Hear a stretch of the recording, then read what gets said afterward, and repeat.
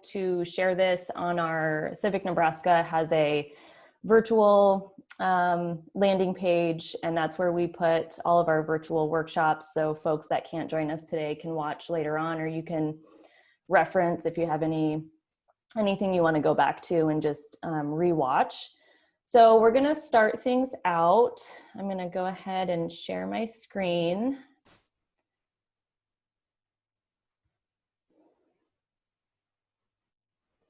Get rid of that. All right. So first off, I'll introduce myself. My name is Nancy Petito, and I am the program manager for Collective Impact Lincoln. Let me hit that. So just a little bit about CIL. We're a partnership between Civic Nebraska, which is where I'm housed, Nebraska Appleseed, and the South of Downtown Community Development Organization. And I'm seeing a lot of new faces here today, so I am going to go through the spiel. Sorry, Lindsay, and for some of the other folks who've heard it about 1,000 times. But essentially what Collective Impact Lincoln, what our focus is we support 6 neighborhoods in Lincoln, and that includes Hartley, University Place, Belmont, Clinton, Everett, and the South of Downtown. And so we support those neighborhoods by having community conversations, helping with some resident leadership development, supporting action committees and other organizations, and really just trying to create a more vibrant and inclusive place for folks in those neighborhoods to live. Our organizers, who will introduce themselves here in just a little bit, pre-pandemic, we're going door-to-door canvassing and talking with folks, listening to some of the concerns and just things that everyone is interested in, they like about their neighborhoods. And that's sort of helped to inform the policy areas that we've focused on the last few years. Notably, housing, adequate and affordable housing has been our main focus. So we try to support that in any way that we can. We provide these leadership trainings, the community builder workshops. This is our 2nd virtual workshop, so we're pretty excited to be able to switch to that platform. But we do all sorts of things that just try to reach out and assist you in any ways that you might need help navigating certain systems around the city, and just having a better understanding of where you can have a presence to create some of that long-term sustainability. So let's go around and introduce ourselves. Like I said, my name is Nancy Petito. I'm the program manager for Collective Impact Lincoln. And I've been at Civic Nebraska for just over 2 years now. So I'll have the CIL team go ahead and introduce themselves. Jose, would you like to start? Yeah, definitely. Hi, everyone. My name is Jose Lemus. I am a community organizer for CIL in the Hartley and University Place neighborhoods. Today, I'll be tech support. So if in one of the sessions you are needing some help with your microphone or your camera, just direct message me and I can help you out. All right, thanks for coming, y'all. Vic? Hello, I'm Vic Clafter. My pronouns are he, him, his, and I am a community organizer for Collective Impact Lincoln through Nebraska Appleseed. Yeah. Casey? Hi, everyone. I'm Casey Ogle, pronouns she, her, hers. And I'm the staff attorney for Collective Impact Lincoln. I'm also housed at Nebraska Appleseed. Nora? Hi, everyone. I'm Nora Brown. I use she, her pronouns, and I'm also a community organizer at Nebraska Appleseed. Rachel? Hi, everybody. My name is Rachel Tomlinson Dick. I use she, her pronouns, and I am a law clerk with the Collective Impact Lincoln program at Nebraska Appleseed. Lenny, do you want to say your name? I'm Darlington. Yeah. What pronouns do you use? I use girl I pronouns. use she, her. Yeah. Great, thank you. So is that everyone for the CIL team? I don't want to miss anyone. I think we're still waiting on Isabel, and so hopefully she'll join us in just a little bit here. If one of the other CIL organizers wants to maybe shoot her a text and see when she'll be joining us, that'd be great. So I want everyone who's joined us today to be able to introduce themselves as well. So if you'd like to share your name, the pronouns that you use, and then either what organization or even just communities that you're connected with, just so we can all have a better idea of some of those kinds of things. So I will just kind of go in the order that I'm seeing you. Lindsay, do you want to go first? Good morning, everybody. My name is Lindsay Limbach, and I use she, her pronouns. I'm with the CLC, so all 29 across Lincoln. And then I live in the Woods Park neighborhood and have gotten more involved with that community. Great. Jessica? I know there's a couple of you, so whoever wants to go first. Hi, I'm Jessica. My pronouns are she, her, and I've had, in the past, I worked for Community Crops and did a lot of work with community garden programs and getting the Southern Heights Food Forest project started. And then the last 6 years or so, I mostly worked in human services with adults with disabilities, teaching art and doing community organizing and advocacy work. Wonderful. There's the other Jessica. Jessica Vasquez, do you want to introduce yourself?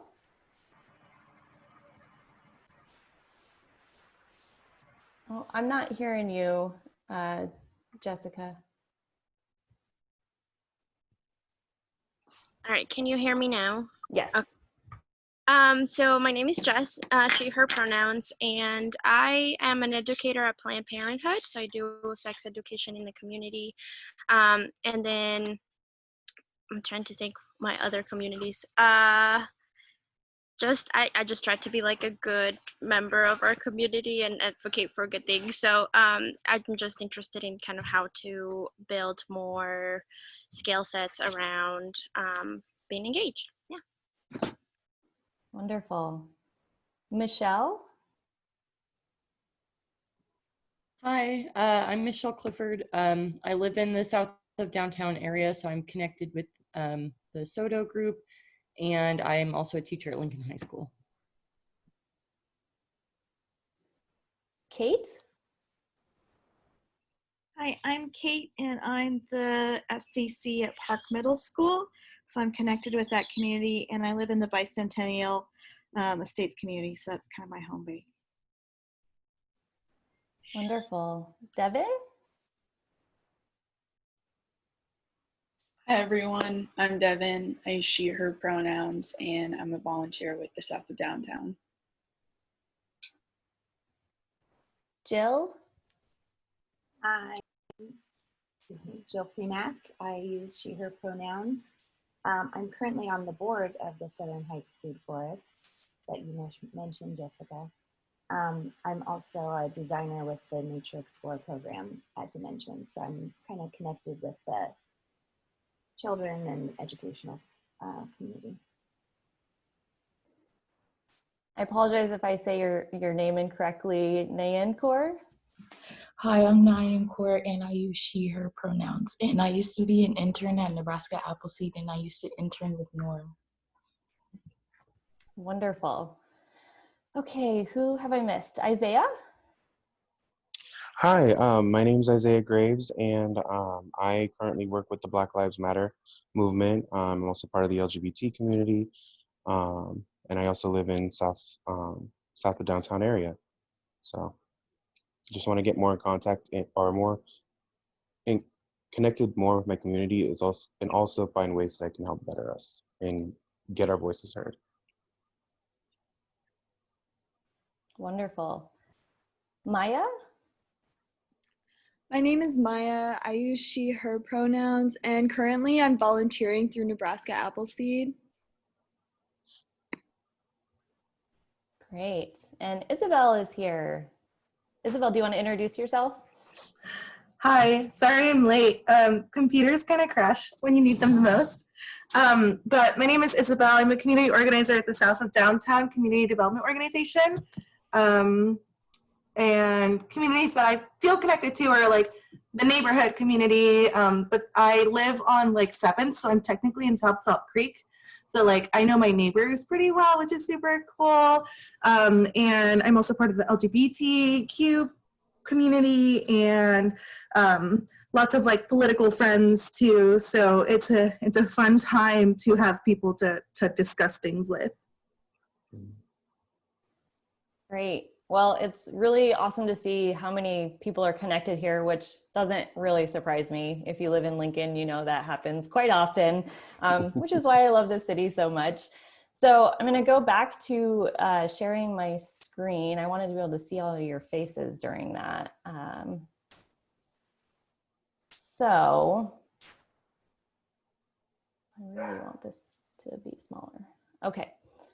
So the next thing that we're going to kind of talk about is we've got about 15 minutes before we move on to the next segment here, but I just want to hear from some folks, and you can either share this out to the group or you can post it in the Zoom chat. But what motivated you to come today, or what perspective do you view the world in? What are some of the experiences you've encountered on your journey? And who or what made you the person that you are today? And are there any experiences that really impacted you and that brought you here? So I just kind of want to open it up, and if you're willing to share some of those things, go ahead and either put it in the chat or, put it in the chat, or feel free to just unmute and share with us. I can go if that's all right. So kind of the reason that motivated me, I kind of already talked about, is I would like to, after everything that's kind of happened over the last few weeks, my sisters were actually they were the two that were hit on the first night of protests, Jada Graves and Lucretia Contreras. And so after that happened, it really kind of woke me up to a little bit of backstory. So my family is born and raised here in Lincoln, Nebraska. And then we moved to St. Louis for a year, and that really kind of opened my eyes to the world and really just kind of showed me that racism is still very much alive and well. Now, I thought it just kind of stayed there. I didn't think I'd never experienced to the degree of what I experienced in St. Louis in Lincoln, Nebraska. And so when that happened to my sisters, it really just kind of shook me and woke me up like, oh my God, this is not exclusive to just big cities. Like our city, our community is dealing with this too. And then just everything that they've gone through since then with legalities of everything, trying to trust the cops to do their job and handle this correctly, and being let down on that multiple occasions. It's just really, it's forced me to see the truth in all this, and that there are a lot of things that need to be rebuilt and a lot of things that need to be re-educated. And I want to learn, and I want to know how I can get those voices amplified and my own voices and own experiences amplified to a point where then it enables and it motivates people to start change within themselves and within their communities, within their homes, within their jobs, within their schools, all of that. I want to be able to help people come out of that blissful ignorance of not realizing of where I was, as far as that that's only a big city thing. That doesn't happen here in Lincoln, Nebraska. Thank you for that, Isaiah. Oh, yeah. Oh, yeah. No, keep going if you've got more to share. Oh, it's actually perfect because I couldn't remember the other questions. So then, some experiences. So a few, I listed one of the experiences that's kind of motivated me to do this, but another one is just, I myself have had very few good interactions with police. And so it's something that I feel that needs to be addressed. It's something that it happens too often, it happens too frequently, and there's no reason for it. If you are given a power of authority or given the power of someone who needs to protect and serve that is supposed to be your job. You should not, your first instinct should not be to kill or make or hurt people. And that's where things need to be changed. And that's where I want to know what I can do to help get those laws passed that will affect that change, get those reforms passed that will help affect change. And so, yeah. Wonderful. Thank you for sharing that. Is No there problem. anyone else who'd like to share? As much or as little as you'd like. I'm happy to share. Can you hear me? Okay, awesome. So I am undocumented. I'm under the DACA program, so technically I have a work permit, but there's still a lot of instability with that. And for a long time, I didn't want to engage with anything political because I didn't think that it affected me or that, well, I knew it affected me, but I didn't think I had the mediums to be involved or to enact change because I can't vote. And then eventually as I kind of moved into an activist role in within my organization, I started to really see the importance of making change locally first, and just being like, oh, if I want things to change at the national level, it's not going to happen overnight. Like, you have to start with one community and then build from there. And thankfully, I got to see other people in my community like Jose and Isabel doing really, really cool things, and just like basically learning by observing and just being like, okay, they're doing really cool things. Like, how can I get involved in doing those things? And just realizing that, like, sure, I'm not able to vote, but like I can influence people around me to vote, and use that as like, hey, I can't vote, so you, like, I need you to use the fact that you can vote to go vote. And going to testify and doing things like that. So finding my own space within change in a way that like I can still do within the mediums that I have. I identify as Latinx, and I was born in Mexico. So I think just seeing the experience of just being raised here and seeing the United States as my home, seeing Nebraska as my home, seeing Lincoln as my home, but also seeing other people that think I don't belong here. And then to me, in many ways, like, I feel very privileged and very lucky that I love Lincoln and I love Nebraska, but I also love like Mexico, and I have family there. So I always felt like I had a choice, and like I could leave if I needed to. And understanding that for a lot of people, like, that's not an option, and their home is here and they're not gonna leave it.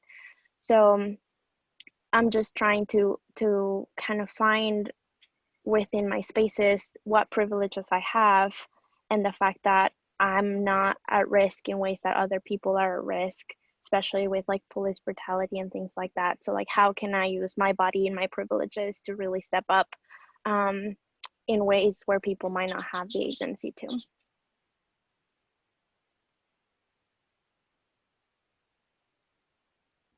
Thank you, Jessica. Anyone else? I came here today because I wanted to, help my community, and I wanted to start a project. I want to start like a clothing drive, kind of like, because I worked at Plato's Closet, and I realized, a bunch of people have been cleaning out their closets due to Corona. So I thought, and I know a bunch of people whose parents have been unemployed, and they kind of can't afford all these things. So, and school's opening back up, it's going to be opening back up in August 12th. So I thought, maybe I can, host a local clothing drive where, families can come in, and maybe, the clothing drive could be free.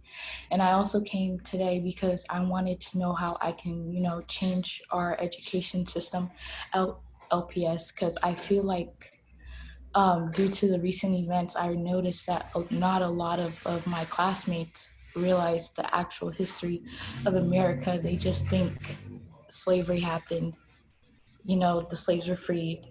Then MLK came around saying we need rights, and then he peacefully protested, and then it was all good after that. They don't know the real raw, uncut version of our history, and I feel like LPS needs to do a better job of telling us that, because if they don't teach us that, we're just ignorant. What's the point of going to school if we're not actually learning our history, And I feel like we learn the same things. We low-key learn the same things in school. We learn about, the Holocaust or, slavery or the civil rights. But we only learned about those because the US, it's pro-US. They don't want to make themselves look bad in our history system. So I feel like we need to start placing those classes where we have, the uncut version of history. Because me personally, I'm just tired of learning the same things. Because due to recent events, I've been learning more about our history through social media than I did in the classroom, and it just doesn't sit well with me. Thank you so much. We have time for one more person if they want to share out, and always feel free to share your story in the Zoom chat as well. I can share. So I'm coming from a position with obviously white privilege, but that has lifted me to where I am. I have issues with addiction and mental illness, and I've been in that system for a long time. And over these last couple of months, learning about how different being in that system is if you are a Black or brown person, and that my story would be so wildly different, that all my attempts to just completely derail my life, it was because of white privilege that I was always lifted back up and said, oh no, skinny white lady, we want you to succeed. And I want the system to lift everybody up in that way. So everything that's happened over the last couple months is got me really introspective, and I want to be able to pay back, and I want the privileges that I have for everybody. Thank you so much, Jill. And thanks everyone for sharing. I really appreciate the vulnerability and just, being able to put that out there. And it's just really wonderful to see so many different faces here and to be able to connect with each other so we can have these conversations and kind of navigate this together, so we can try to make that change happen in the city that we all know and love so much. So I'm going to hand things over now to Isabel, who is going to talk to us a little bit about how to testify at a city council meeting. So Isabel, I don't know if you want me to just go ahead and drive the slideshow for you.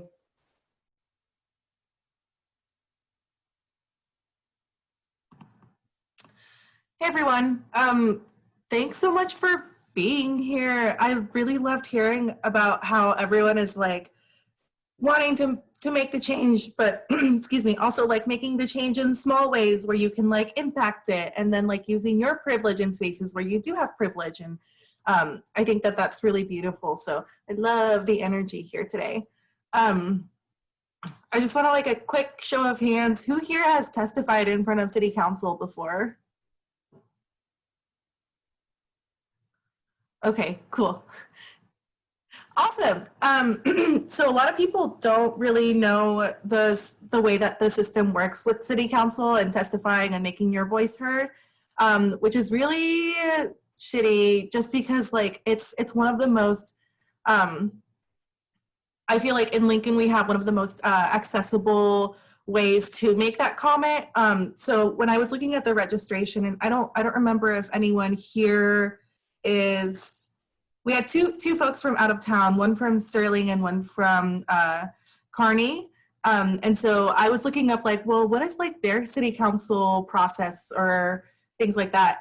And it was really different to see kind of the ways that like Lincoln City Council is relatively accessible in contrast to like Kearney. You don't even have an open comment or like a space to have public comment on things that aren't on the agenda. You could ask to have things put on the agenda, but you like that has to get approved and actually put on the agenda for you to have an open or public comment on that. So there Yeah, here we go. So our Lincoln City Council does have spaces for open comment, which is really great. So there are two types of ways that you can comment on anything happening at City Council. So the one way is that you can comment under an existing agenda item. So that means like when you when the City Council decides what they're going to talk about that day, there's an existing, like, say for example, a decision about whether or not to change the zoning laws for a certain plot of land. So that is already on the agenda and that can already happen. And so you can talk about that under the second time that they have reading for it. But I wanted to talk about specifically the second and last last Monday public hearings. So City Council meets every Monday, and on the second meeting of the month and on the last meeting of the month, you can take up 5 minutes at the end under the open comment period and talk about whatever you want, which is beautiful. You can talk about how much you love your dog, or you can talk about, I don't know, like defunding the police or something. But that space is there and it's open. So there's a typo on the slide, but the second and last Monday public hearings, you can do that at the end. And we're going to talk a little bit about what that process is like. Can you go to the next slide, please? So City Council happens on Mondays. Usually they start at 3 o'clock. So it's not really an accessible time, but the last meeting of the month happens at 5:30. So I think they did that to kind of like appease some sort of like, we can't get there at 3 o'clock, because also like I work at 3 o'clock and I'm sure a lot of you all are working at 3 o'clock. And the City Council building is right beside the courthouse. So where we had those protests on Lincoln Mall, with that statue and the flags and stuff, it's the building right next to it. And the public hearing, or the council chambers are in room 112.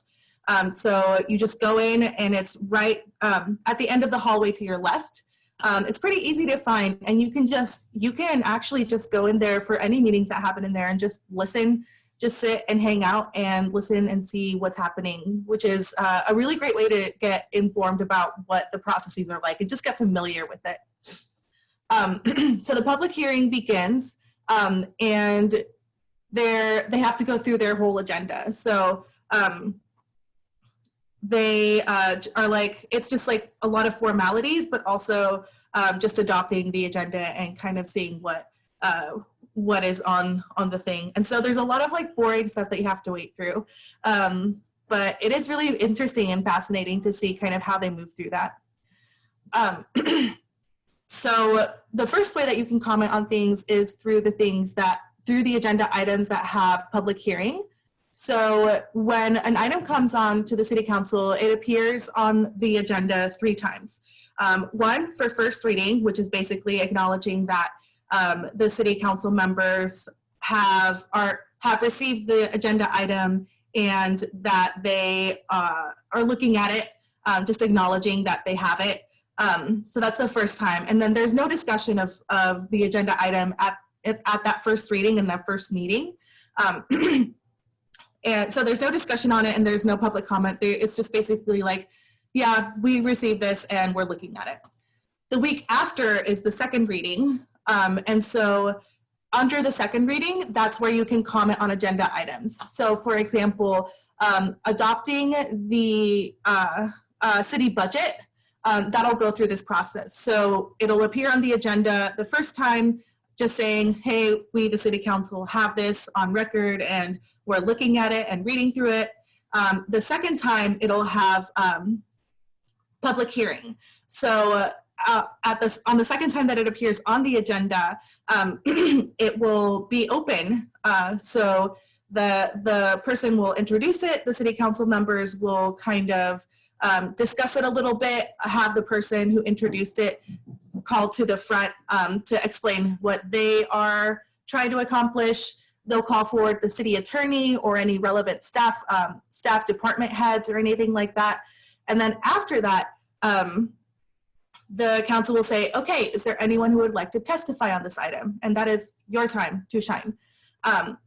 So for the budget, for example, I'm assuming that that's going to be a pretty long hearing, and they might break it up into different things. So they'll, for example, talk about Parks and Rec budget, and then they'll have the director of Parks and Rec up, go back and forth with some other staff, relevant staff, and then after that they'll say, is there anyone else here who would like to testify on this item? And after that you have, can you go to the next slide, please? So that's kind of where you get to make your statement for an item on the agenda. The chair will open up for public hearing and call for testimony. And then if they notice that there's a lot of people in the room and a lot of attention around this certain item, they might divide you into like everyone who's going to support go first, and then opposition go second, and then neutral parties go last. But usually that doesn't happen unless it's like a big attention item. So what really happens is kind of easy, but it's a little bit intimidating because you have all of the council members in front of you. So you walk up to the microphone and then you state and spell your name. And if you don't, they will remind you. I've launched into my piece like what I want to say before I've given my name before, and they're like, say your name, please. So you need to state and spell your name and also give your address. But if you are uncomfortable about giving your address, I don't think that, I've seen a lot of people who say that they're not comfortable stating their address when they're testifying, just for security reasons, or if it's a particularly contentious subject. And then after that, you have 5 minutes to say whatever you want about that agenda item. And so they have a little system of lights that you can see in your eyes view. So like green means you're good on time, yellow means you have 1 minute, and usually the chair will in the middle while you're speaking, they'll just say 1 minute. So they're not trying to cut you off or anything, they're just trying to remind you that you have 1 minute. And then when the light turns red, your time is up. And then after that, the council members will, or the chair will ask the other council members if they have any questions for you or anything like that. So you might get questions, but usually they don't have questions, but they might try to clarify something that you said after your 5 minutes are up. So this looks a little bit different for the open comment. So the open comment period for things that aren't on the agenda happens at the very end of the meeting. So you have to stick around for all the boring stuff, but at the end of the meeting, the council will open it up for public comment, and the chair will say, this is the last meeting of the month. Anyone who wants to say anything for open comment is welcome to do so. And you can comment on anything that's not on the current agenda, so anything that wasn't talked about that day, or nothing that is scheduled for a future agenda, which is kind of a weird trick because the agendas aren't released until the Thursday before the council meeting on the Monday. So you don't really know what's going to be on the next week's agenda at that meeting, which is kind of a weird little loophole. Can you go to the next? Thank you.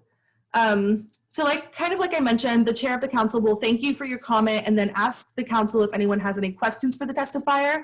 And this is something that I like to remind people of. You don't have to answer any questions that you're uncomfortable with, and it's totally okay to say, I don't know.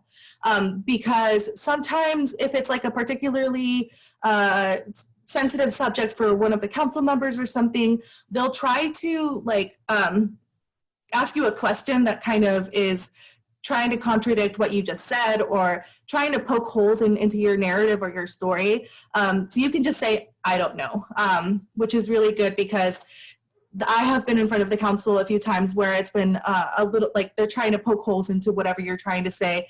And in that moment, if you don't feel comfortable saying, answering their question directly or kind of giving into that pressure, you just don't have to.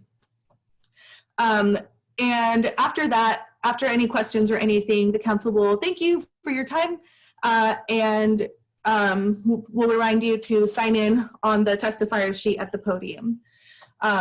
So that's kind of how that goes. I wanted to open it up to any questions that you might have for testifying at City Council. I do want to say that the next open comment is happening on the 29th. So you have until all of next week to kind of get your thoughts together about anything that you want for open comment. And I'm not anticipating, because we haven't had any subjects or agenda items about like police violence or the budget or anything like that yet. All of that is fair game to go as of right now.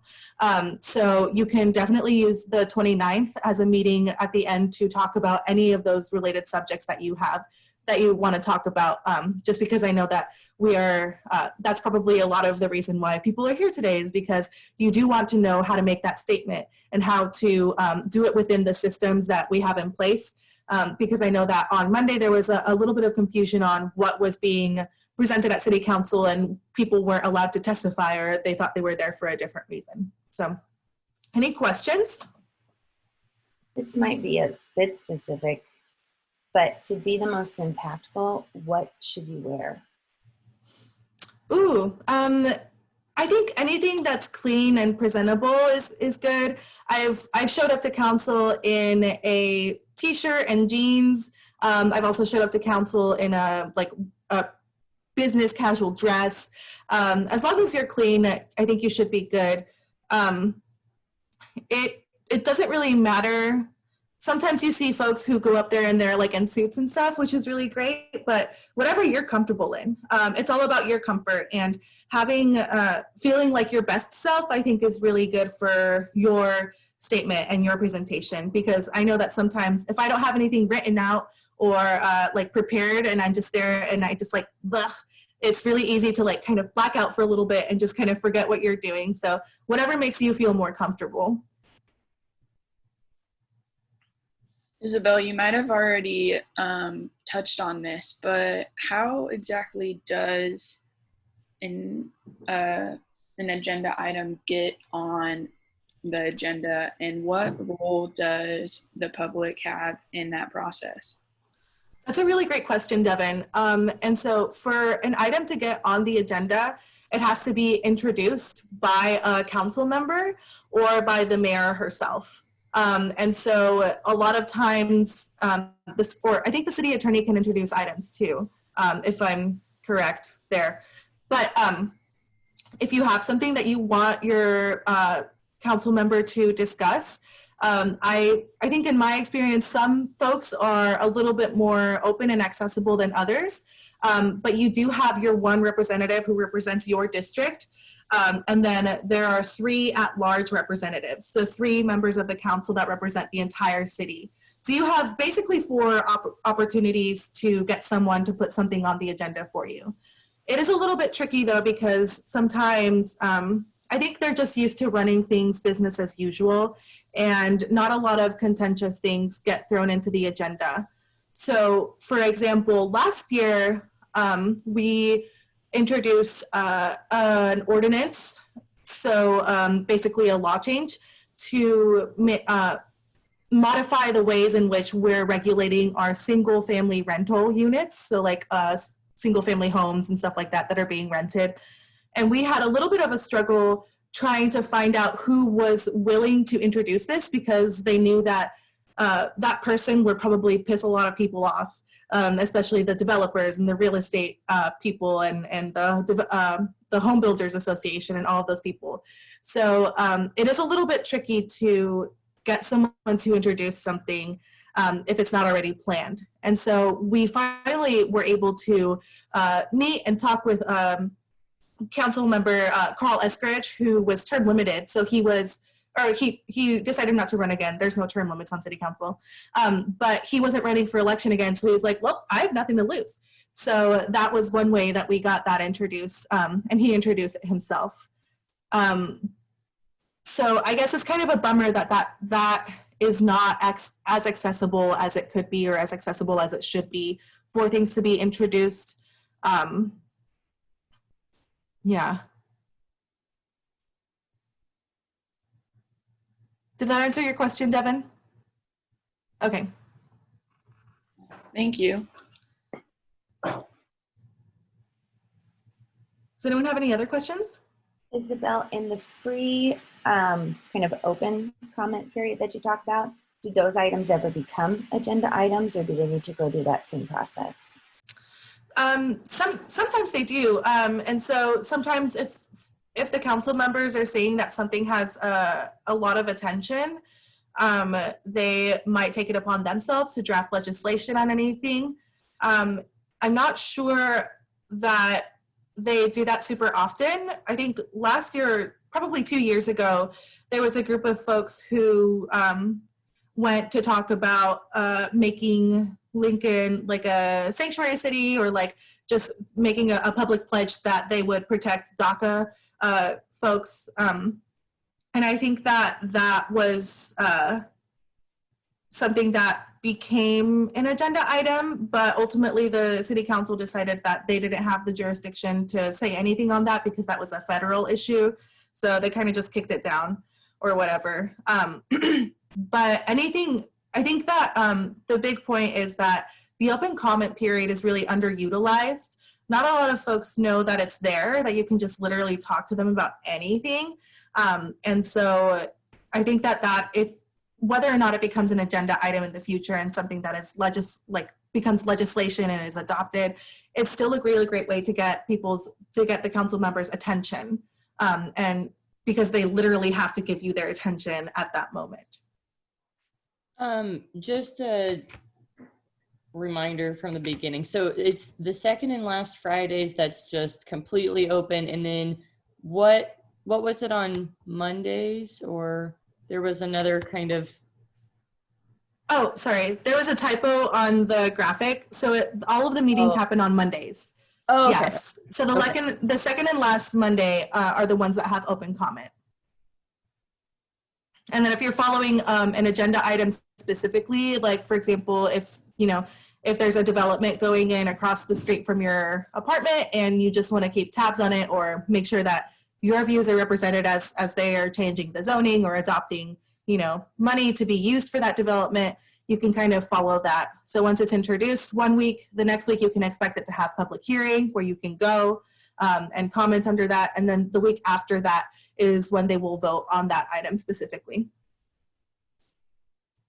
Does that make sense? It's a really convoluted system. I have another question that came to mind. When you're testifying, can you ask council members questions, and would they be able to respond if you did so?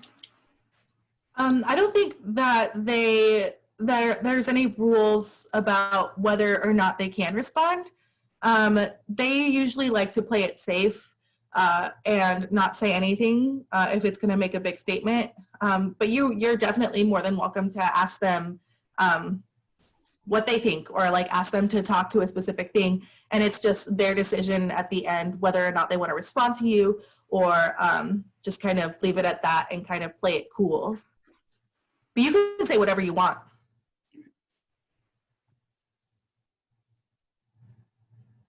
I also have a question. So in your experience, is narrative personal stories, or more of a research testimony approach more successful, or is it a blend of both? I would definitely say a blend of both. I think that having that research and that data there, and then grounding it in your personal experience is really helpful. Because one way that I've seen council members be super dismissive is oh, well, that doesn't happen here. It doesn't matter. Or if there's no face to the statistics that you have, it's easier for them to pretend that it's not happening. And on the same side, if you don't have specific dates or data or something like that, they'll say well, maybe this is an anomaly. It's just your experience, but we don't know that other people are experiencing the same thing. So it's kind of like a catch-22 situation, which is really unfortunate. But just grounding everything that you can in your personal experience is probably the most powerful way to make a statement. So if you want to talk about police brutality and the violence that we even saw in our city. Like, just saying your piece and letting them know how it affected you and the solutions that you want to see. Whether or not those solutions are something that you really want to outline there, it's still really powerful for them to hear the personal story. And a lot of times when we are trying to advocate for something at the city council, they will want to hear those personal stories because, you know, once you've heard the data and stuff like that, like that's fine, but like that personal impact is really meaningful. So they want to hear about folks who are impacted by, you know, poor quality single family home that they're renting. They want to hear about the stories about, for example, there was something on the that I worked really hard on, the changes to 13th Street. They wanted to hear from the folks who were living in the neighborhood and see what their experience were with 13th Street and how it would be safer for them. Isabel, if I could add something as well, I think that as you start building coalitions with people that live outside of your neighborhood or across the city, what's been really effective for us is being able to find personal stories that link to the districts that the representatives are supposed to stand for, because sometimes what's happened for us is that some representatives dismiss the stories because it doesn't happen in their district. And so being able to ground both in your personal story, but also having the faces of people that they're supposed to represent right in front of them makes it a lot harder for representatives to dismiss the personal stories. That's a really great point, Jose. I think that, yeah, we've definitely seen folks be dismissive because it doesn't happen in their district. So just making, it's kind of like a little web that you have to tease out, like who is each council person and are they sympathetic to us? And if not, who can we get from their district that they can be sympathetic for because they really are elected to represent that person. And Jess, I'm gonna cover a little bit more about shaping the actual comment itself later at the end of the workshop too.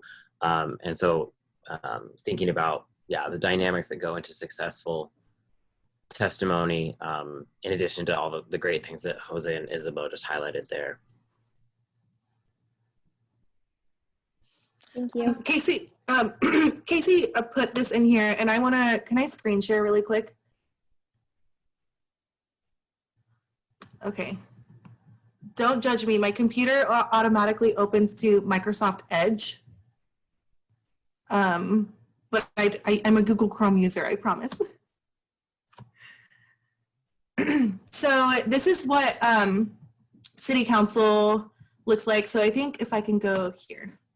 This is the landing page. And so these are all your representatives. So Jane is District 3, Tammy is District 4, Richard McGinnis is District 2, Sandra Washington is at large, Roy Christensen is at large, James Michael Bowers is District 1, and Benny Shob is at large.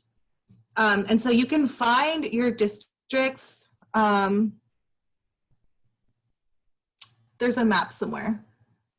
I am going to go over some of that during my presentation. So don't worry about it, Isabel. Okay, cool. Are you going to go through like the page and the agenda and stuff? I'm not going to go through the agenda. So if you want to cover that really quick. Okay, cool. So you can find all of the agendas and see kind of what they're going to be talking about. There's a director's meeting, which is kind of like a briefer on, like, they have city staff do like a big report beforehand on anything that the city council needs to know. So like really boring presentations. And so what you want to click on is the city council public meeting. And so you'll see that there are all of these meetings and past meetings. You can see the minutes to see what happened and the agendas. So let's go to the agenda for the 22nd. And that'll pull up in a separate page. Maybe.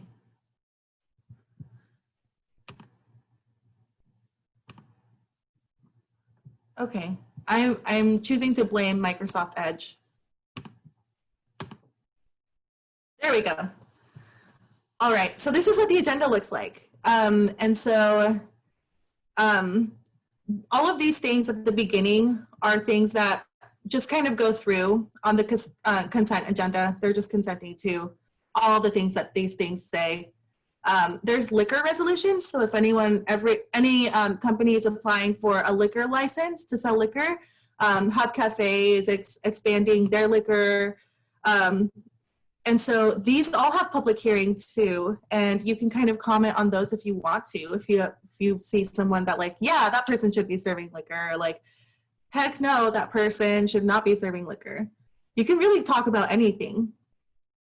And so these are really boring things about like changes in zoning because someone wants to build something on there or put a certain business in there. But really anything that you see under second reading, ordinances second reading, are things that you can comment on. So these are the agenda items that I was talking about earlier. So you can do that. These things under third reading, they're really just there to be voted on. The council has a week after the public hearing to, regroup and think about what they heard. If they want to, they can add public hearing to something else for the third reading, but they usually don't do that. Usually your only chance to comment on something is during second reading.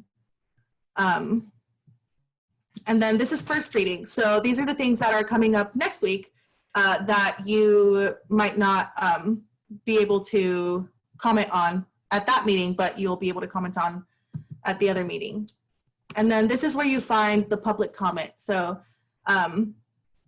you're allowed a total of 5 minutes, and it'll give you the dates for that month. So the 8th was one, and the 29th is the other one. So that's all I wanted to share. You can find all of that information there. Does anyone have any questions? Yes. Hi. I'm so slow on the draw every time I want to ask, but you guys are all asking such great questions that it's like filling in the blanks for me. So thank you, everyone, for what you have to share and bring to this. And I just wondered if is it okay to ask if anyone here plans on going to the 29th? I had looked at the website and found out that they'd have open comments, and that will be at 5:30 p.m., right? Is when it will start, since it's the last Monday. Yes. Is there, mostly I'm wondering, is there like a group like you guys or that anybody here knows of that is planning to go to speak on anything specifically? I'm happy to go by myself just to experience it, but I also want to know who is already planning and organizing, and if I can ride on your coattails or be a support in any way, I would like to. I'm planning to go, but I don't have an organization. I'm just going. I've been to 2 already, so I'm just trying to keep up my momentum, but you can go with me. I think that's a really great point, Jessica. This is kind of your built-in opportunity to organize with your friends. If there's something that you and your group is really passionate about, organizing around these open comments makes a really big difference, especially if you can do it a little bit strategically. So like if you're talking about police violence, have one person talk about the violence that we've seen in Lincoln, and then have another person talk about alternatives to policing that we can, put in place. Just have it be strategic so they're not hearing the same message from 5 different people, but they're hearing about the same topic in 5 different perspectives from 5 different people. I have another question related to that too. I organized some advocacy to legislators in the Capitol for some of the legislation that was happening that was impacting the clients that I served. And I know that we also had opportunities to set up appointments with some of the people who were on the committees that we wanted to testify to. Is there a similar situation like that with City Council? Like, I'm completely ignorant to even their role and everything that they do. Can we contact them and be like, hey, I'm a constituent, are we constituents to meet? Does that make sense?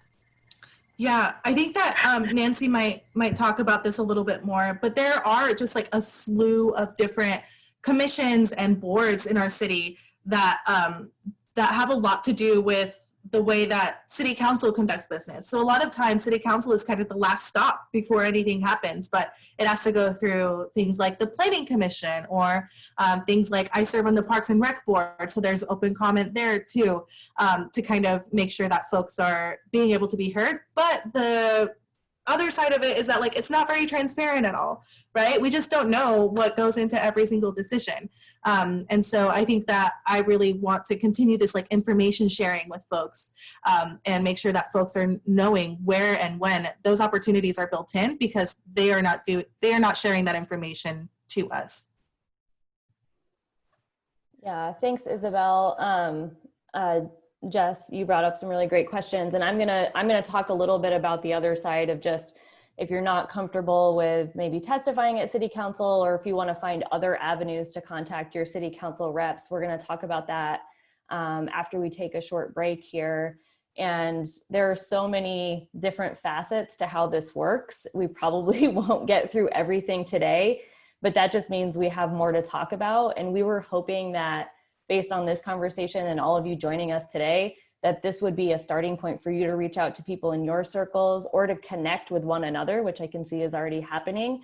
So if you want to organize as a team or as a group, so you can go to the public comment session on the 29th, you can kind of gather your thoughts and you can come up with a plan, so you can kind of have that organizational feel and just like, you know, build that power amongst yourselves. So when you go to city council, you can stand up and say like, we are here to represent, you know, the neighborhoods we live in and, you know, the residents that we share space with. So on that note, let's take about a 8-minute break, and we'll come back at about 10 after, and we'll go into the next session.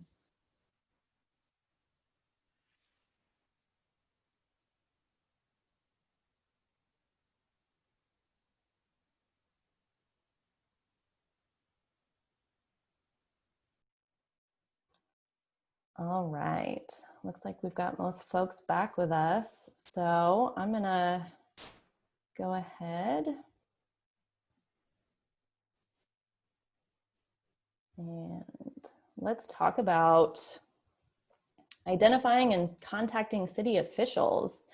You know, we talked a little bit about as we were kind of thinking about and considering what we wanted this workshop to focus on. We kind of focused this one on the municipal city side. We hope that in a couple of weeks or next month, we can focus more on the state side and the legislature, because that's a whole nother beast and thing to navigate. So we didn't want to get too far in the weeds since we have such a short amount of time here. But so contacting city officials, you know, the first thing is kind of figuring out who is my representative. And if you go here, this is one of the, it's like an offshoot of the page that Isabel was showing us earlier. And it just goes through all the different council members, as Isabel mentioned. James Michael Bowers is District 1, Richard McGinnis 2, Jane Raybould 3, Tammy Ward 4, Sandra Washington, Roy Christensen, and Benny Shobe are all at large, so they represent the entire city. And this map kind of shows you those districts and where you fall within that. Most of the south of downtown folks would fall under District 3, so Jane Raybould. But you know, you can, this map is also really, really difficult to see. Yeah, Isabel? Our district is actually really gerrymandered, and it has like weird things. So like I'm under District 3, but if you're north of A Street and east or west of like, I think that's 13th Street, you're in District 4, which is Tammy Ward. So, and it's just like, it's so broken up because I am in the same district as my boss who lives over on like near Woods Park-ish area. So if you zoom in, you can kind of see where they kind of broke up, you know, one of the most densest areas, an area that has a lot of stuff in common. Yeah, no, thanks for pointing that out. I had a friend who asked me who their city council representative was because she wanted to email them. And I assumed she was in, you know, Jane's district or Tammy's maybe, and she was actually Jane's. And so it gets a little confusing. If you have trouble, so unfortunately, some of these links are broken. I've emailed someone at the city to let them know that, but you can search for your city council district on these. You're supposed to be able to on these websites, but if you have trouble finding who your person is, we can look that up too for you. We have some other resources to be able to do that. So that looks at those, the kind of representation for all of those representatives. And like Isabel mentioned earlier, it's always good to reach out to your rep, but then also those 3 other at-large reps, because they're there to listen to you as well, since they represent the entire city. Oops. And there's a couple different ways. Why is it going that way? So this contact form on the city's website is kind of how they ask you to email them. So you can check the names of the certain representatives that you want to contact, and you can fill this whole thing in. It requires your name, your mailing address, your city, state, zip, telephone, email, and then you can put your comments or questions in here. And yes, it is a very convenient way to just, put something out there and make sure that you're getting that message to them. But I would say that the best way to actually contact your representative is to email them directly from your email account, and to personalize that email. I think that these emails probably get bogged down, and if I'm not mistaken, they go to a staff member first, and that person kind of gets, this council packet at lincoln.ne.gov goes to that person, and then she kind of looks through everything and then disseminates it according to who it's supposed to go to. And I just think that maybe those emails don't have as high of priority unless it came from you personally. So if I'm emailing my council person from my personal Gmail address and I have, a targeted subject line, I feel like that's going to get to her and she's going to see that maybe sooner, or she's going to take it a little bit more to heart than if it were to come from this contact form. So while it's very convenient, I would recommend that you email your city council member individually and really personalize that message. So as Isabel said, just like when you're crafting your testimony and you're sharing that personal experience, but also some of that data-driven research that you've been able to find on the subject that you're passionate about or that you want to share with your representative, that gives you the space to be able to really do that and to write that out. And you can do both. If you're, if you want to put that in an email to your representative and say, I'm also going to be testifying at city council until you take this issue seriously, that's kind of like a double impact. But I know that not everyone is comfortable going to city council, or this is a good stepping stone to kind of just like getting things out there, getting your voice heard. And then when you feel like you're ready to take that next step, this is kind of a good way to get involved. The other question I've heard a lot over the last few weeks is, how do I contact the mayor? The mayor's email address is very difficult to find, but it's here. So there's kind of this telephone directory that has everyone's email address for all of the different departments. You can find employee lists for each of the departments, but the mayor's email address is just mayor@lincoln.ne.gov. So that goes to her inbox. And if you want to email her directly or call her office, that information is found here. So I know it seems kind of rudimentary, but these are not always easy things to find, and it can be frustrating when you're Googling something. And if you do try to Google what is the mayor of Lincoln's email address, it doesn't automatically come up. So I wanted to share these out just in case folks were having a hard time finding that information. So what does city council do? I think, Jessica, you asked this question earlier, and it's a great question because, there's so many things that we probably think like we can just go to city council for this and they can take care of it and it'll go forward. But, you know, I just pulled this from the website, but, you know, essentially the city council, they make recommendations to the State Liquor Commission. So we saw that on that agenda that Isabel pulled up, you know, approval of liquor licenses for bars and restaurants. You hear that if you sit in on any council meetings, that usually takes up a decent portion of those meetings of that time. They approve appointments to the local commissions and boards. They oversee land use and zoning changes. They approve redevelopment agreements, authorize the issuance of financing bonds. They develop and pass the city budget. And that's a big one coming up here.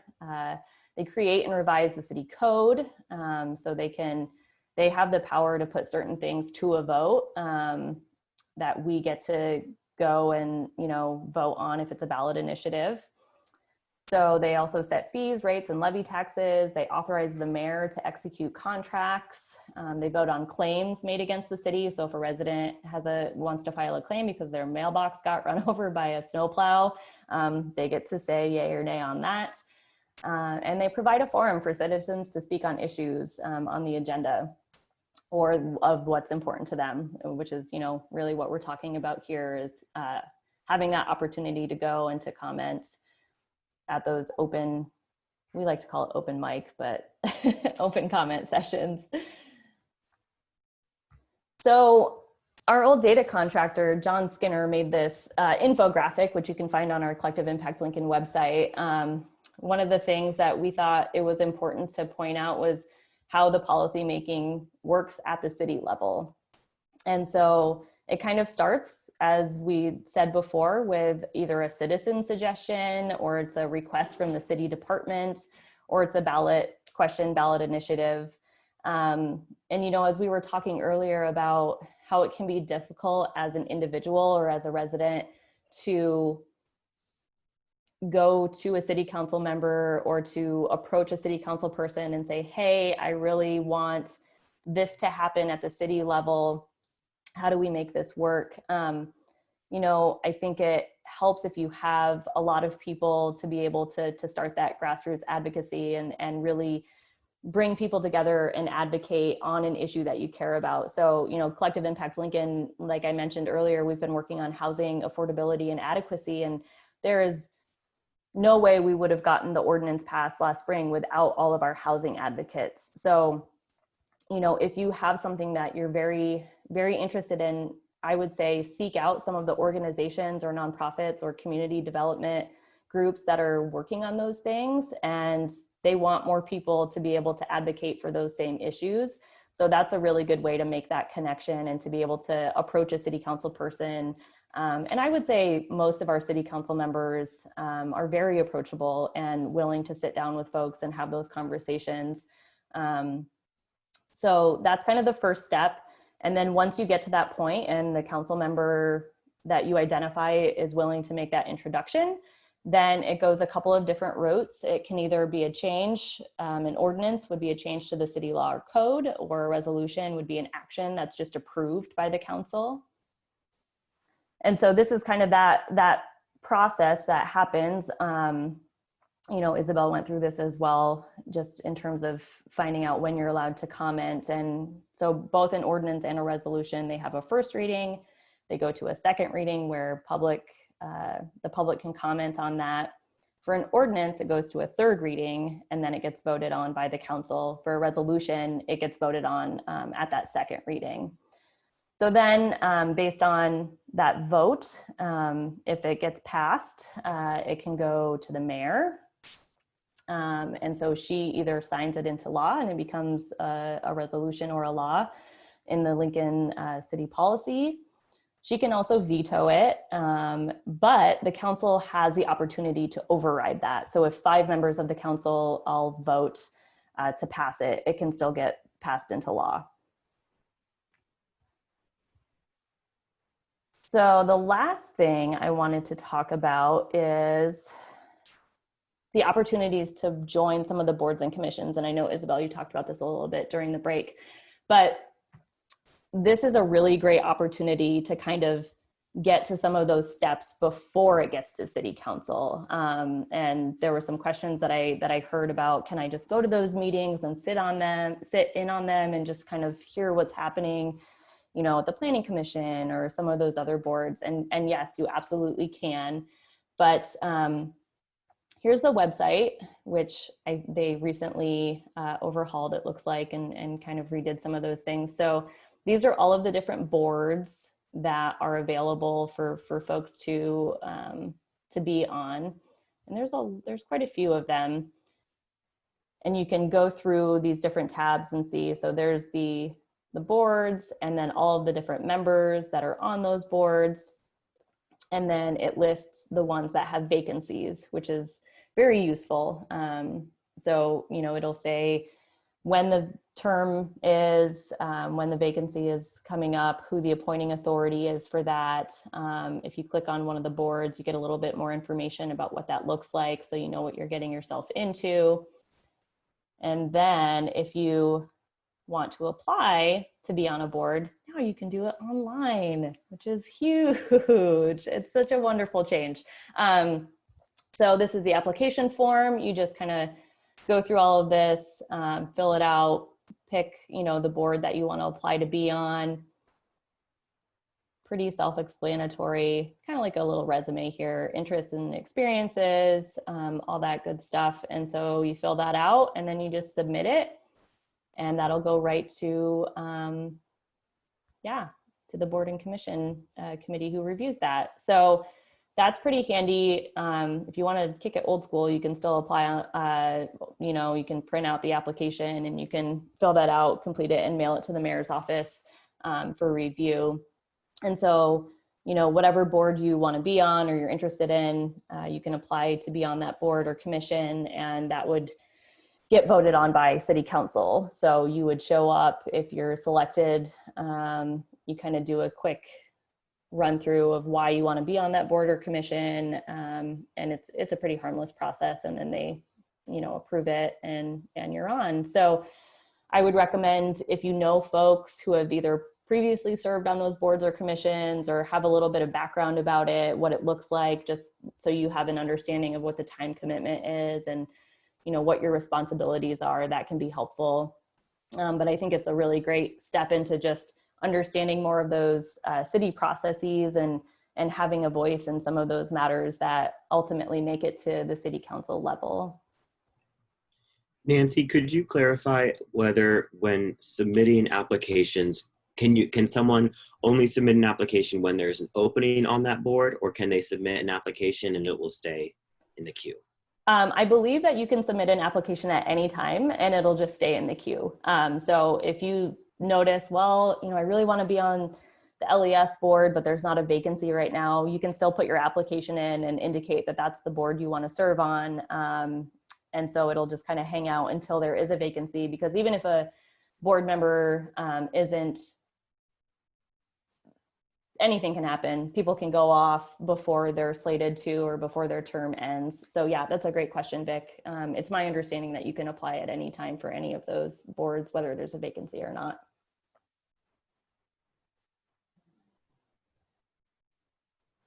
Any other questions? That was kind of a quick little run through. I want to make sure we have time for Vic to get through his session, but we have a couple of minutes before we transition. So any questions about how to contact your city council person, or?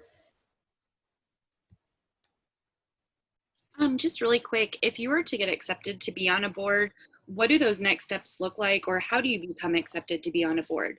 Like, do you need experience, or can anybody who just wants to be on there go on and get accepted or approved? Isabel, do you want to talk a little bit about that, since you recently were? Yeah, there are a few little next steps, but basically you don't really need any experience. I mean, all they want to know is that you have an interest in being that board member and taking it seriously. I think that a lot of times they fall into, you know, people who are on the board and have been on the board for years and years and years, and there's just like such a monotony and lack of energy there. But just having your energy and being like, I'm really invested in LES and what they're doing, so I want to be there and I want to give my perspective. Making sure that you're communicating how your perspective will add to the perspectives around the tables is really important. And so the board members are appointed by the mayor. So usually one of their aides will reach out and say, hey, we got your, or I guess their aides will reach out, and also the person who kind of is the administrative staff for that board will reach out and say, hey, like we really, think you're going to be a great fit. Let's talk about this. And then once they decide that they want you on that board, they will forward your name to the mayor, and then the mayor will introduce that legislation for city council adoption. So your membership on a board does have to be approved by the city council, and usually they are. And so your name will be on the agenda for first reading, and they will take that in, and then second reading will come up. And usually I think for those things, it happens, for the board appointments happen on 2 hearings instead of 3 like ordinances and legislation does.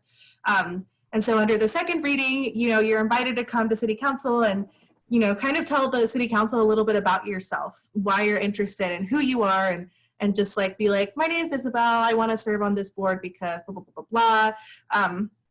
And then the city council will vote you in. And that's pretty much how it happens. It's more of a formality than anything. But yeah, the city council will also ask, like, does anyone else want to testify on this item? So like, if you have friends or someone who's really supportive who wants to come testify, they're welcome to do that too and say, hey, Lindsay's a really cool person. I think she'd be such a great fit for the library board or something. Thanks, Isabel. Yeah, go ahead. Will you just give me a brief refresher on the difference between an ordinance and a resolution, just so I make sure I have that right?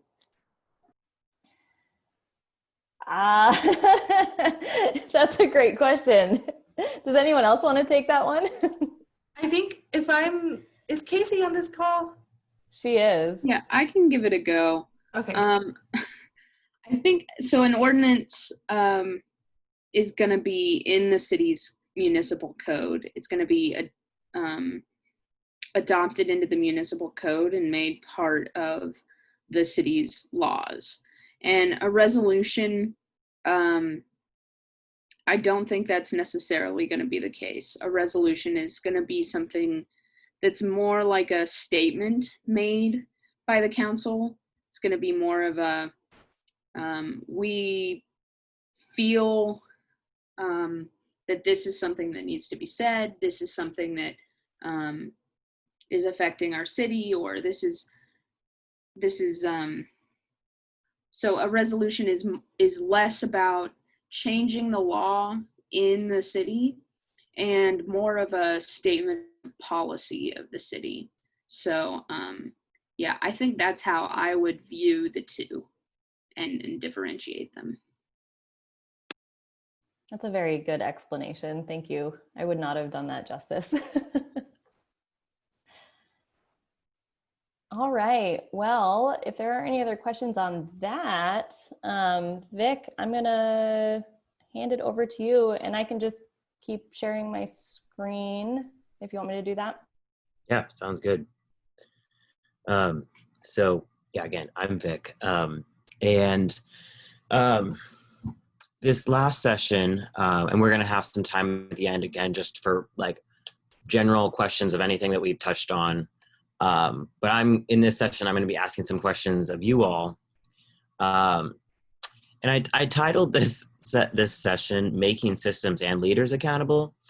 So this is a little meta. It's a little bit talking about the thing with talking about the thing. Because we've gotten a lot of really good practical information about how it currently works. And I want us to think about how it could work in a variety of ways. So you can go to the next slide. This is my incredible graphic design to try and demonstrate the point that sometimes our big dreams and ideas like don't fit within the framework that already exists. And so that isn't a problem necessarily with the idea or the dream, it's a problem with the framework. If that idea or dream is intentioned and purposeful and will be effective, or at least we think it will be. And so I want to just kind of give everyone here freedom to, like, even though we just learned a lot of practical, useful things, and not also saying that every single one of you had to retain every detail of that. We will send out recap with some of those details too, because it's a lot. But just letting yourself have some like thought space of like, what could it look like? So we go ahead and go to the next slide, away from my amazing graphic design. So the alternative title for this is making the systems of accountability work for us. So those systems of accountability being the city council, being the mayor, being the Lancaster Board of Commissioners, being the LPS school board. Those are these systems of elected people. And those systems are intended to work so that we as community members are keeping them accountable. Because if there's no place for us to say things to them, for us to say like, no, this is wrong, or this is right, or we need this, then there's not an option for that accountability. And they are just like floating, talking heads, doing whatever they want. And invested folks like yourselves, like every single one of you who is here today, is the most important piece of that machine of accountability. So my first question is, from what we just learned, what are some of the barriers to participating in these systems that you all could identify right now for people for people in the community? And yeah, so just identifying the barriers first off.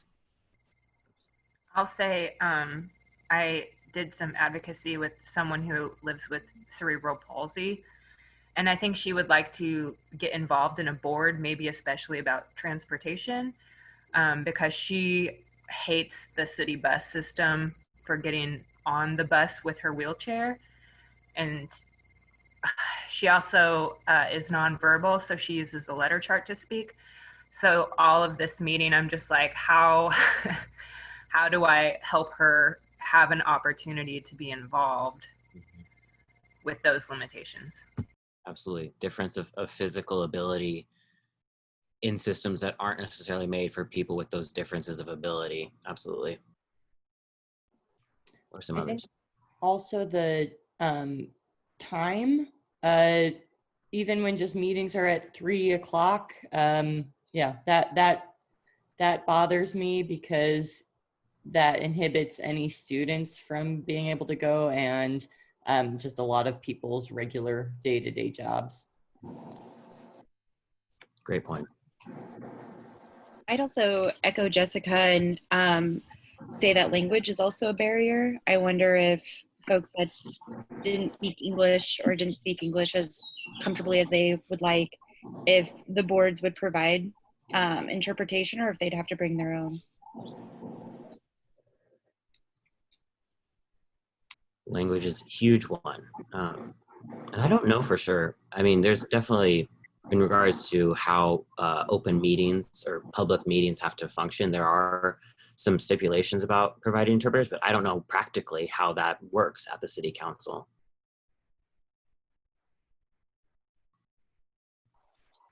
I also think, oops, sorry, go for it.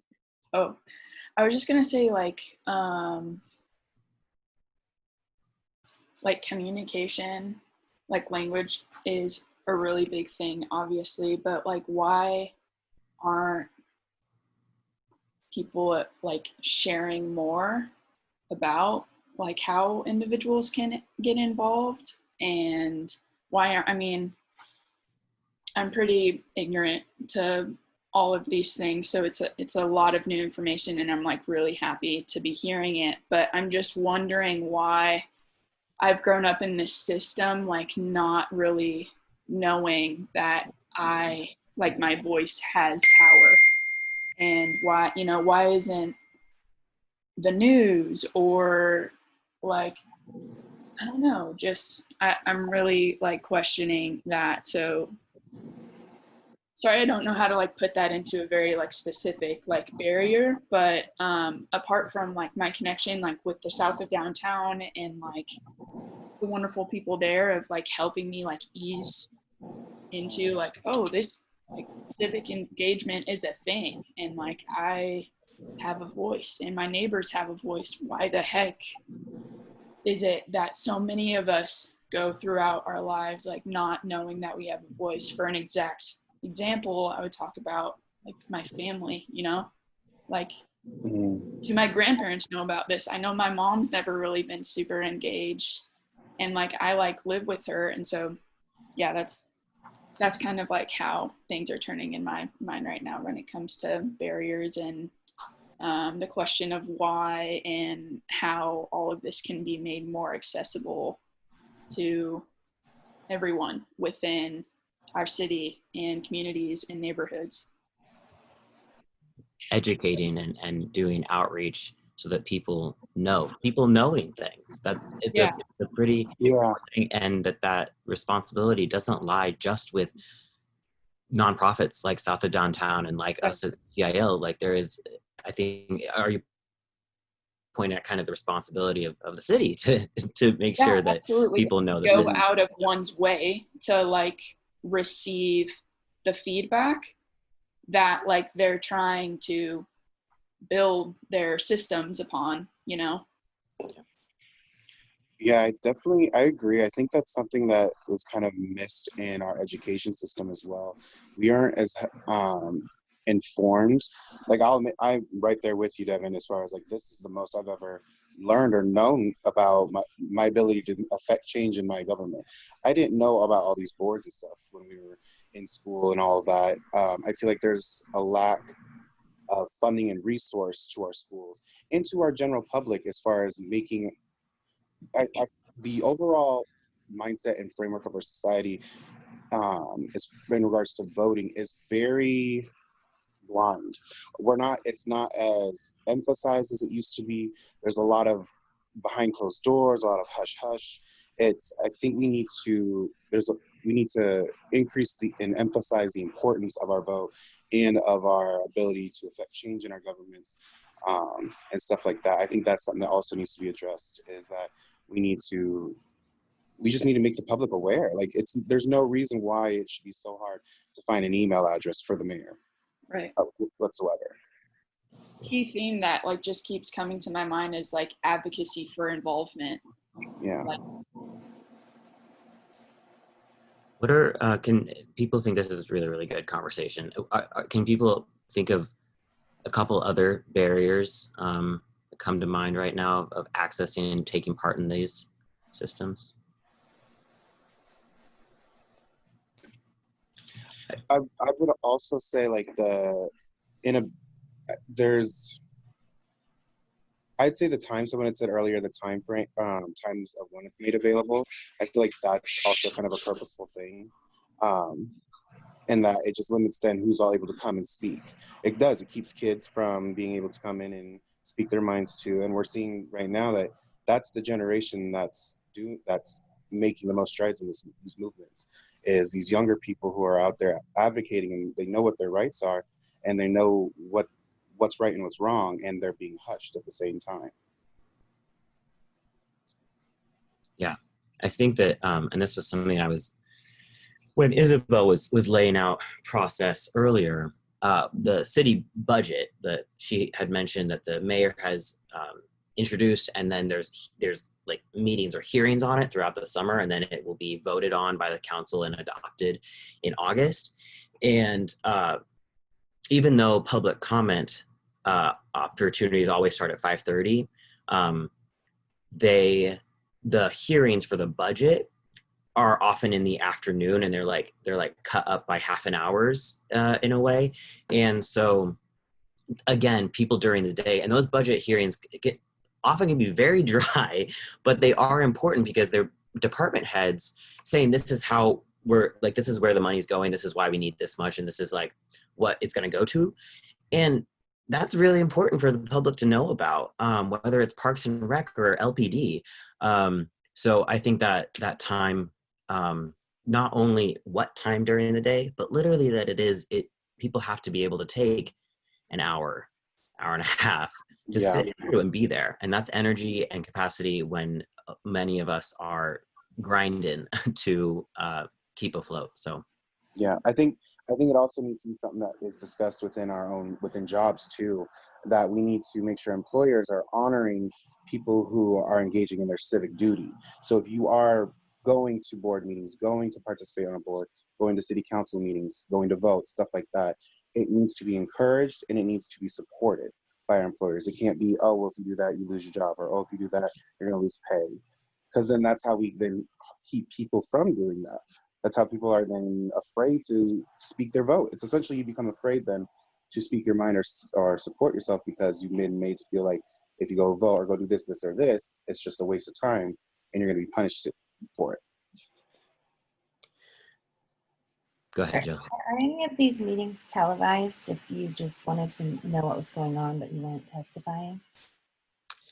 Yes, there is a stream of it, and you can find that on the city website, and also sometimes and like oh my gosh, what's it called? Any TV sometimes does like bits of it, but city website, and I bet Isabel or someone here could share a link to, because that's like I think it's a static page to which they do the stream. But yes, so there is technically television of it, and also city TV. Thank you. Not all of the hearings are televised, but like the quote unquote popular ones are. So like city council, planning commission, county commission, county board. Is it a board or a commission? I can't remember. Some of those are televised, but not all of them are. So, and the last thing that Isaiah was mentioning, I think pivots us into the next step of this is how are we solving these barriers? How are we breaking them down? And it is not, I don't think, a single channel of breaking down the barriers. I mentioned in the slide, is it changing the process? So actually asking, council to never have 3 p.m. meetings, or that there is more opportunity for folks who have like trouble physically getting to the meeting. How can they best still have their voice heard most effectively? Is it mutual aid to increase access? Setting up ways to get people, driving people from Belmont, like North Lincoln, over to the council chambers. Structural change. So like this is kind of the process, but also like, do we need, in a way, more people or different people who are having time to actually talk with community members? Because I mean, council members are people too. They also have 24 hours, and so they run into capacity issues as well. And then the last piece, which I think speaks to a lot of things people are raising, education and outreach. And I think for the if people have ideas also of other things that they think, because I think, Isaiah, what you were pointing at with encouraging employers to encourage their employees, because that also demonstrates an investment in their community, and like employers want good employees to stick around. So that's a great thing to point out. Yeah. One thing that kept coming to mind as we were talking, I was like, when schools close down for snow days and things like that, like there's announcements on the news of like, this school district is closed, and I wondered why we couldn't have a banner like that for open day forums of just like, today is like a day when you can go talk to your council city members. Just like I feel like tools exist, it's just a matter of like applying those tools to work for this particular issue. And then my other big kind of idea or thought is, I do a lot of education and outreach through my position, and unfortunately what I've like learned is that at some point you just start seeing the same people and the same organizations over and over. And while I love seeing the organizations kind of be there, right, I think it does become a little bit of an echo chamber where like we're just hearing the same messages amongst the same people over and over. So I wonder too about like, from a community organization perspective, how do we step away from these kind of limited spaces and like limited outreach crowds? And I don't know if there's like a good response to that, but I'm just thinking, like, does it look like partnering with LPS and like going into the schools and being like, this is a mandatory like 2-hour training for high school juniors and seniors? Or like, does it look like partnering with UNL and Wesleyan University and having like one of their, I don't know, requirements for an incoming freshman be like a 2-hour orientation on like how to be an active member of your community? I'm just thinking, like, there has to be a way to step away from preaching to the same people, because I think until that happens, like, you do see the same faces coming into trainings and taking on the blunt of the work. But at the end of the day, what we need is like numbers, and it's a diverse group of people coming in to speak at city council. All of those are really, really good. Can I comment something on that? Something that, is that okay? Yeah. Okay, cool. Something that came to mind while you were speaking, Jess, was also just what's the word?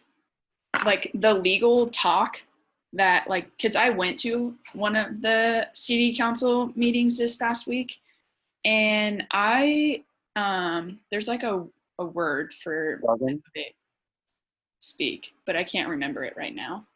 But yeah, it was just really hard to understand, and I would like to know like how not only can I like personally like educate myself to like further understand kind of like their lingo and stuff, and then furthermore, how can that be like liquefied to like everyone else?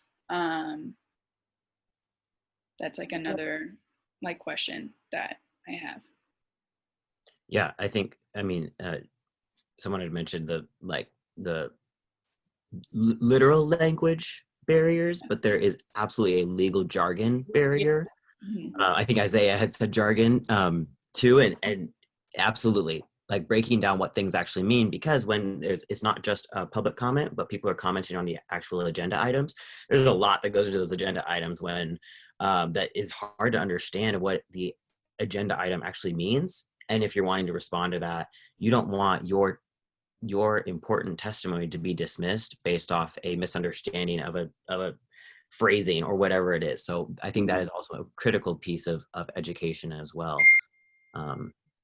Yeah, I'm gonna ask Nancy if you would go to the next slide, because I want to be able to talk a little bit about actually your comment, like I said, because that's the second part of we're holding the systems accountable, we're breaking down barriers, and we want to target those things, but we also ultimately need to be voicing our thoughts. So Isabel had talked about this a little bit. I am, I know that when she asked who had testified before, there was a handful of us, but a lot of us are new. So at this point, I really want to encourage, when looking at what you want to say, talk about what you know. You are an expert about your own life. And while that definitely can involve statistic and data, a lot of people misuse data. They may be experts, but they still misuse it because they don't know what the data or the statistic actually means or how it's important. So starting with the framework of what you know about your life, your experience, and what you care about, and then if it makes sense to put a stat in there that you feel really speaks to your experience, hell yeah.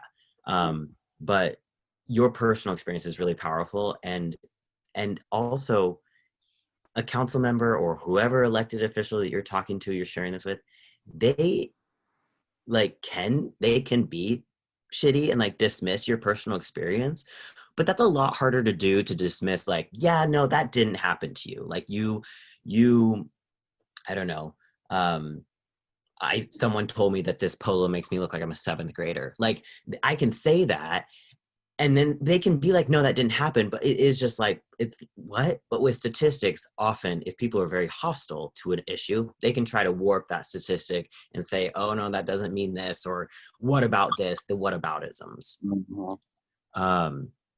I also encourage, I definitely like to write things down. Even if it's just notes, like an outline, you can prepare a whole entire statement, you can read it verbatim, or you can just put down a few things that you want to hit on. And like, it helps you keep focus, helps you keep on time because of that 5-minute mark. But it also, feel free to go off script. That can be really powerful too. Because someone listening to you at a council or at the legislature, they'll notice when you go off script a little bit, because you really need to say these things, and that like importance will shine through. It doesn't have to be curated. Being real, being authentic is more powerful and important than anything else.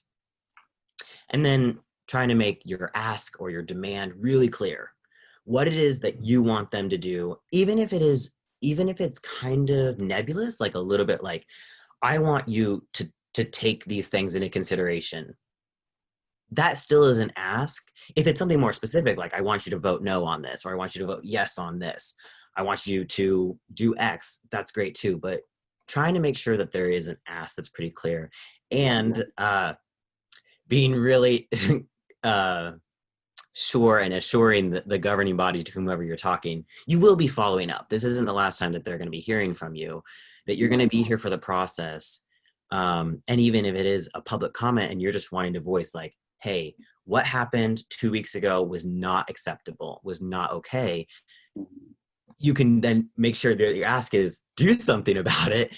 And I will be here. Like, I will keep listening and being here. So I know that we are very close to time. And I want to open up for questions and comments about what we've just talked about, as well as the 2 sessions that Isabel and Nancy walked us through earlier.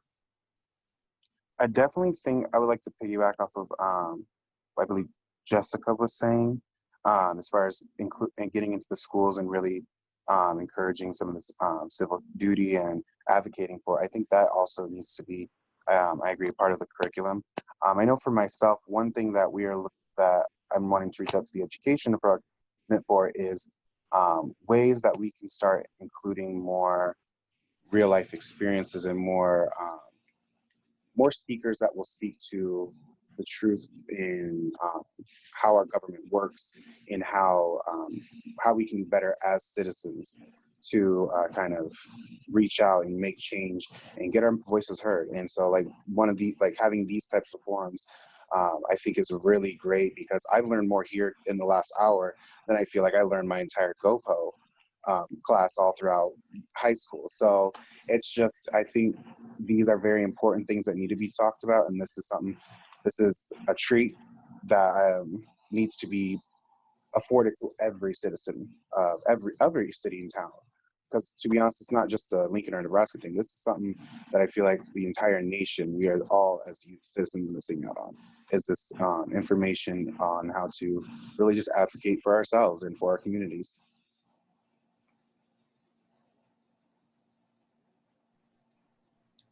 People bringing the knowledge to the people until we can make the city and the governments take it seriously. Absolutely. Thank you, Isaiah. Other comments or questions? I see there's a lot of oh, sorry, go ahead. Sorry, I just want to echo that, like, just reclaiming the systems that are supposed to work for us. Like, even if you're just sitting in city council and just observing, or if you're watching online or something, like, just even noticing how it happens and what the order is, that comfortability goes a long way in making you feel like, oh, I kind of know what's happening. And I think that Isaiah made a really great point of like disseminating that information to our network, because it's not happening. And it's shitty that it's not happening, but if we make it happen, then think of the ways in which our communities can be involved in the future to make those changes really, really happen in our communities. Absolutely. I say that there's a lot of action happening in the chat, and I love it. I don't know if Nancy, do you want to kind of do the final step of follow-up stuff? Yeah, absolutely. Thanks, Vic. That was a lot of really wonderful information. So you can stay in touch with us. As I said, we are available via email. You can find us on our website, which is civicnebraska.org/impact.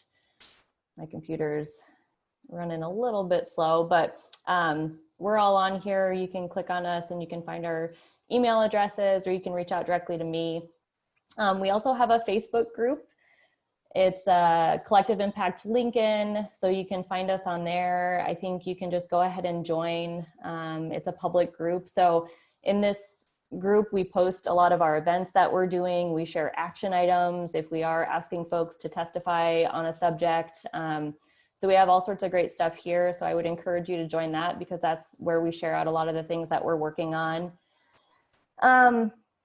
And you can also find out if you're interested, or if you want to get involved in our housing work. We also have a housing specific website. So that's kind of the policy work that we're doing right now and we'll continue to work on.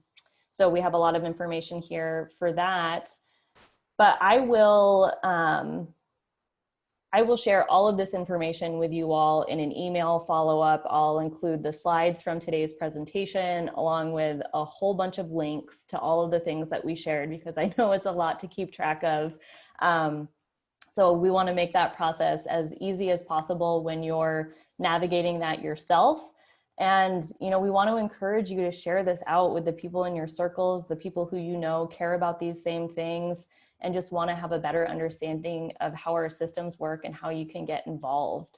So as I mentioned, we're going to keep doing these virtual workshops, but if you would please fill out the Google form of the evaluation that I sent you all, and I'll send it again in my email, because we want to know what you are interested in learning about, like what's going to be helpful for you to do this work, and to keep holding our city leaders accountable and our state leaders accountable, because we're not here to do that for you. We're here to just provide that support and those resources so you can do it yourselves, and so you can build that coalition and you can build those groups, so you can build that advocacy together.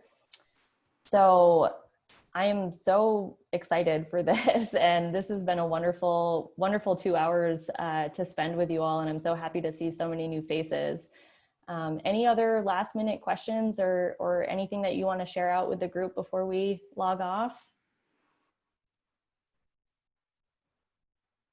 Do we know when the next one of these will be yet, or?